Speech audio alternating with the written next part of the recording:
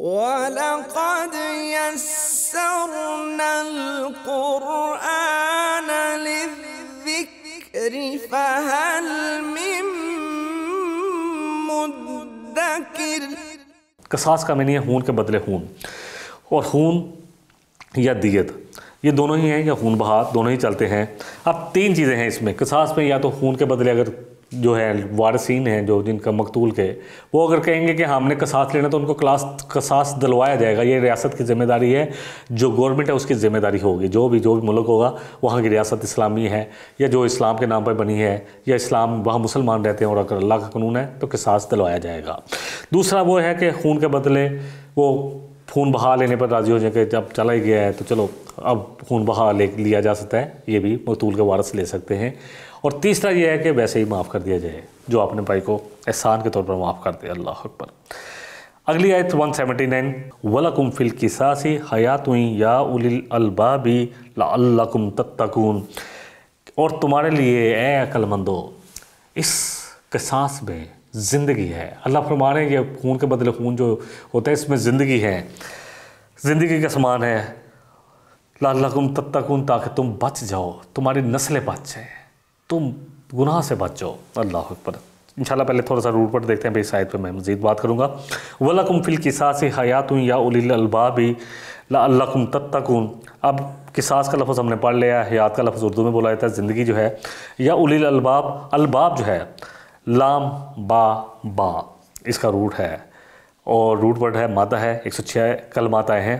اللبو جو ہے کہ معنی ہے خالص، جو امیزش یعنی ظن و وہم اور جذبات سے پاک ہو، اور عقل کو لب لباب اس لیے کہ ہم جب کوئی سی چیز کو دیکھتے ہیں تو اس کا لب لباب ایک عقل یعنی دل اور دماغ مل کر ایک کسی چیز کا نتیجہ جو نکالتے ہیں، لب لباب ہم اس کو کہتے ہیں، اردو میں بولا جاتا ہے، وہ ہوتا ہے، اس کو کہتے ہیں جو ہے نا عقل مند، وہ ہوتا ہے جو کس چیز کا نتیجہ نکالتا ہے، اس کو قرین و قیاس پورا دیکھ کے دل اور دماغ سے سوچتا ہے، حالی دل سے نہیں دماغ سے بھی سوچتا ہے کہ یہ کیا صحیح ہے، تو اس کو کہتے ہیں۔ تو لبو جو ہے عقل کو کہتے ہیں۔ اولو الالباب کے معنی ہے عقل مند۔ سورہ البقرہ کی آیت نمبر 269 ہے، وَمَن یُؤْتَ الْحِکْمَةَ فَقَدْ أُوتِیَ خَیْرًا کَثِیرًا وَمَا یَذَّکَّرُ إِلَّا أُولُو الْأَلْبَابِ، اور جس کو حکمت مل گئی اس کو ساری خیر کثیر مل گئی۔ اللہ وہ حکمت جو دماغ اور دل سے انسان کو دے، اللہ کرے کہ ہمارے دماغ بھی صاف ہوں، اللہ والے ہوں، اور دل بھی ہمارے اللہ کے لیے درکتے ہوں، تو پھر اللہ ایسے کو جو دیتا ہے۔ اور اللہ فرما رہے ہیں جس کو حکمت مل گئی اس کو بہت بڑی نعمت ملی، اور نصیحت تو وہی قبول کرتے ہیں جو عقل مند ہیں۔ آیت کو سمجھنے کے لیے وَلَكُمْ فِي الْقِصَاصِ حَيَاةٌ يَا أُولِي الْأَلْبَابِ، تمہارے لیے اس قصاص کے قانون میں زندگی ہے اے عقل مندو، اے عقل مندو۔ دیکھیں قصاص جو ہے خون کے بدلے خون، آج ایک قتل ہوتا ہے تو اس کے لواحقین اگر جاتے ہیں انصاف کے لیے تو ان کو انصاف نہیں ملتا، بلکہ قاتل اتنے دندراتے پھرتے ہیں کہ جو باقی لوگ ہیں ان کو بھی دھمکی دیتے کہ اگر تم نے اس کیس کی پرسو کی تو ہم تمہارے باقی بھی لوگوں کو مار دیں گے، ایک بیٹا قتل کیا تو دوسرے کو بھی قتل کر دیں گے۔ جتنے بھی لوگ اپنے آپ کو سمجھتے ہیں دنیا کے امن و امان کا ٹھیکیدار سمجھتے ہیں، جہاں قصاص کا قانون نہیں ہے، وہ سمجھتے ہیں کہ قصاص نہیں یہ تو وحشیانیہ ہے کہ زانی کو اگر کوڑے مارے جائیں گے، یا شادی شدہ کو اگر وہ رجم کیا جائے گا، یا چور کا ہاتھ کاٹ دیا جائے گا، یا گردن اڑا دی جائے گی۔ آپ دیکھ لیں کہ پوری دنیا میں آج اگر سعودی عربیہ میں میں سمجھتا ہوں کہ چلو الحمدللہ حدود کا کچھ قانون جو چل رہا ہے الحمدللہ ثم الحمدللہ، تو سب سے کم ریشو آپ کو عرب کنٹریز میں ملے گی جہاں پہ حدود قائم ہے۔ وجہ کیا ہے؟ ایک قاتل کو سزا ملتی ہے تو 100 قاتل جو ہیں جو قتل کرنے والے ہیں وہ عبرت پکڑ لیتے ہیں، اور اگر ایک قاتل کو سزا نہ ملی اور پھر وہ 2 قتل کرے تو بہت سارے لوگ اور قاتل بن جاتے ہیں۔ یہاں پر حکم یہی دیا گیا کہ تمہارے لیے اس میں زندگی ہے۔ یا اللہ تعالیٰ اتنا خوبصورت دین ہے، اللہ کہہ رہے ہیں کہ جو اپنے بھائی کو معاف کرتے کہ بھی اس سے ایکسیڈنٹلی قتل ہو گیا تو معاف کرتے جائے، یا قتل خطا ہے اس کی سزا بھی ڈیفرنٹ ہے، لیکن اگر کوئی خون بہا لے لے تو اس پر بھی کوئی جرم نہیں۔ ہاں ریاست کی ذمہ داری ہے کہ جو لواحقین ہیں مقتول کے ان کے ساتھ انصاف کروائے، یہ ہے سب سے بڑی بات۔ اور اگر آج بھی میں کہتا ہوں کہ اگر انصاف ہونے شروع ہوں، قاتلوں کو سزا مل جائے، چوروں کو سزا مل جائے، ڈاکوؤں کو سزا مل جائے، اور عبرت کا نشان بنا دیا جائے، اللہ اکبر۔ سورہ المائدہ میں یہ آتا ہے، بڑی سخت آیت ہے کہ ان کے ہاتھ اور پاؤں جو لوگ فساد کرتے ہیں، ڈاکہ زنی کرتے ہیں، اور پھر اللہ تعالیٰ معاف کرے لوگوں کی عزتیں لوٹتے ہیں، تو ان کو اس طرح کی عبرت بنایا جائے کہ ان کے ہاتھ اور بازو مخالف سے کاٹ کر ان کو تڑپتے ہوئے مرنے کے لیے چھوڑ دیے جائے۔ پھر اس کے بعد دیکھیں کہ کوئی جرم کرتا ہے کہ نہیں کرتا۔ سورہ البقرہ کی آیت نمبر جو 180 لیتے ہیں، اے مومنو تم پر فرض کیا گیا ہے، پھر کتبہ کا لفظ آ گیا، فرض کیا گیا ہے، جب بھی تم میں سے کوئی مرنے لگے اور جو مال چھوڑ جاتا ہو یا جو مال ہو تو اپنے ماں باپ اور قرابت داروں کے لیے اچھے طریقے سے وصیت کر جائے، اور یہ تقوی والوں پر حق ہے، ثابت ہے، یعنی ان کے لیے فرض ہے۔ اصل میں یہ آیت جو ہے پہلے آئی، اس کے بعد سورہ البقرہ جو سورہ نساء کی آیت میں اللہ نے تمام جو رشتہ دار تھے جن کے حصے بنتے تھے، اللہ سبحانہ و تعالیٰ نے وہ سارے کے سارے رشتے اللہ سبحانہ و تعالیٰ نے مقرر کر دیے کہ بیٹے کا حصہ ڈبل ہوگا بیٹی سے، ماں کا کیا حصہ ہوگا، باپ کا کیا ہوگا، شوہر کا کیا ہوگا، بیوی کا کیا ہوگا، یہ سارے حصے اللہ سبحانہ و تعالیٰ نے وہاں پر مقرر کر دیے۔ تو یہ آیت پہلے کی ہے کہ تم وصیت کر دیا کرو، اس سے پہلے کہ جب یہ جو ہے وراثت کا قانون نہیں آیا تھا، پھر اللہ سبحانہ و تعالیٰ نے خود ہی یہ قانون دے دیا، اللہ اکبر۔ اور ایسا قانون ہے کہ اگر عمل کیا جائے یقین جانے تو ایسا امن آئے ہمارے ملک میں، ہمارے معاشرے میں، ہمارے گھروں میں، کہ ہم اس کی برکت تو خود اپنی آنکھوں سے دیکھیں اور محسوس کریں گے انشاءاللہ۔ الحضر، حضر الموت جو ہے، حضر جو ہے اردو میں بولا جاتا ہے ہا، زوات اور رے، 25 کلمات قرآن میں آئے ہیں۔ الحضر کسی چیز پر، کسی جگہ یا انسان وغیرہ کے پاس موجود ہونا یا کسی جگہ موجود ہونا کے لیے آتا ہے۔ سورہ تکویر کی آیت نمبر 14 میں آتا ہے علمت نفس ما احضرت، سب نفس جان لیں گے کہ وہ کیا حاضر کر رہے ہیں اللہ کے سامنے، ہاں کیا لے کر آئے ہیں، کیا حاضر کر رہے ہیں۔ سورہ المومنون کی آیت نمبر 98 ہے جس میں نبی صلی اللہ علیہ وسلم سے کہا گیا کہ آپ کہیے وَأَعُوذُ بِكَ رَبِّ أَن يَحْضُرُونَ، کہ اللہ میں تیری پناہ میں آتا ہوں کہ وہ میرے پاس یعنی شیطان میرے پاس حاضر ہوں یا آئیں۔ ان ترک خیرا الوصیۃ للوالدین، ترکہ جو ہے ترکہ جو ہے وہ جو چھوڑ جاتا ہے مرنے والا، اس کے لیے بھی آتا ہے تا را اور کا، اس کا جو روٹ ورڈ ہے کتاب والا کاف جو ہے 43 کلمات قرآن میں ہیں۔ ترک الشیء کہ میں نے کسی چیز کو چھوڑ دینا، ہوا وہ چھوڑنا اختیار سے ہو یا مجبوراً ہو۔ وَتَرَكْنَا بَعْضَهُمْ يَوْمَئِذٍ، سورہ کہف میں آتا ہے کہ اس روز ہم چھوڑ دیں گے بعض کو یا یوم اس دن یعنی قیامت والے دن جو ایک دوسرے کے لیے چھوڑ دیں گے جب سب اللہ کے پاس حاضر ہوں گے۔ بہرحال وہ شخص جب ہو تو کوئی شخص ہو جائے تو وہ جو مال چھوڑتا ہے، خیر جو ہے مال کے لیے آیا ہے، ترکہ اس کو کہتے ہیں جو چھوڑا جاتا ہے۔ الوصیۃ تو وصیت کر دے، وصیت جو ہے واو سوات یا اس کا روٹ ورڈ ہے 32 کلمات میں آئے ہیں، اور وصیت کا لفظ اردو میں بھی بولا جاتا ہے۔ الوصیت واقعہ پیش آنے سے قبل کسی کو ناصحانہ انداز میں ہدایت کرنے کے معنی میں بھی آتا ہے، یعنی وصیت کرنے کے لیے بھی آتا ہے۔ اوصاہو ووصاہو کہ معنی ہے کسی کو وصیت کرنے کے۔ سورہ البقرہ آیت نمبر 132 میں ہم نے پڑھا تھا ووصی بہا ابراہیم بنیہ و یعقوب، اور اس کی اور وصیت کی تھی ابراہیم علیہ السلام نے اپنے بیٹوں کو اور یعقوب علیہ السلام نے اپنے بیٹوں کو اس چیز کی کہ دین اسلام ہی ہے اور تم نہ مرنا اس حال میں کہ تم اسلام پر نہ ہو۔ تواصیل قوم ایک دوسرے کو وصیت کرنے کے لیے آتا ہے، تواصی جو ہے ایک دوسرے کو وصیت کرنے کے لیے۔ وَالْعَصْرِ إِنَّ الْإِنسَانَ لَفِي خُسْرٍ إِلَّا الَّذِينَ آمَنُوا وَعَمِلُوا الصَّالِحَاتِ وَتَوَاصَوْا بِالْحَقِّ وَتَوَاصَوْا بِالصَّبْرِ۔ قسم ہے زمانے کی، اللہ فرما رہے ہیں، اللہ کھا رہے ہیں کہ تمام انسان خسارے میں ہیں مگر وہ لوگ جو ایمان لائے اور ایمان کے مطابق صالح عمل کرتے رہے اور آپس میں حق بات کی تلقین، وصیت اور صبر کی وصیت کرتے رہے۔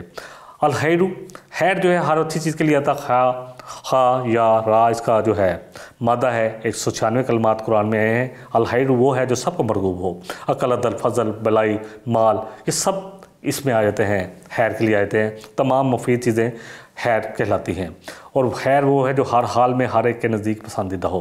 الوصیۃ للوالدین والاقربین بالمعروف حقا علی المتقین، اور یہ حق ہے تقوی والوں کے لیے۔ تقوی کا لفظ ہم پڑھ چکے ہیں، واو کاف جو ہے کینچی والا ہے اور یا، اور جس سے 258 کلمات آئے ہیں۔ وقیت الشیء وقایتہ کہ معنی ہے کسی چیز کو اس کے نقصان دہ چیز سے بچانے کے ہیں، اس مضر اور نقصان دہ چیزوں سے بچانا ہے۔ وما لہم من اللہ من واق، اور تمہارے لیے اللہ سے بچانے والا اور کوئی نہیں ہے، اللہ ہی بچانے والا ہے۔ قوا انفسکم واہلکم نارا، کہ بچاؤ اپنے آپ کو اور اپنے گھر والوں کو آگ سے۔ اس کو میں لفظ پر لفظ کر لیتا ہوں۔ جو کتبہ فرض کیا گیا علیکم تم پر، اذا جب حاضر ہو احدکم الموت تم میں سے کسی ایک کے پاس موت، یعنی تم موت کے وقت کے قریب ہو، ان ترک خیرا اگر وہ کچھ خیر مال چھوڑے جا رہا ہے، للوصیۃ للوالدین تو وصیت کرے والدین کے لیے، والاقربین اور قریبی رشتہ داروں کے لیے، بالمعروف معروف طریقے سے، حقاً فرض کیا گیا ہے علی المتقین تقوی والوں کے لیے۔ بہرحال اب وراثت تقسیم ہو گئی، لیکن پھر بھی اگر کوئی وصیت کر سکتا ہے تو صرف نبی صلی اللہ علیہ وسلم نے پسندیدہ جو لیا وہ چوتھائی اپنا مال ہے کہ تم اپنے بچوں کو غریب چھوڑ کر نہ جاؤ۔ ساتھ بھی نبی وقاص سے ہے کہ میں اپنا مال جو ہے، میری بیٹی ہے تو میں کیوں نہ مال دے دوں، اللہ کی راہ میں ایک ہی ہے۔ تو اللہ کے رسول صلی اللہ علیہ وسلم فرمایا کہ بہتر ہے کہ تم اپنے پیچھے جو ہے اپنے وارثوں کو فقیر نہ چھوڑ کے جاؤ۔ پھر پسندیدہ جو ہے زیادہ سے زیادہ جو دیا جا سکتا ہے، وصیت کی جا سکتی ہے اپنے مال میں سے انسان کو جو اللہ نے حق دیا ہے، وہ تیسرا حصہ ہے جو نبی صلی اللہ علیہ وسلم کی حدیث سے ثابت ہے۔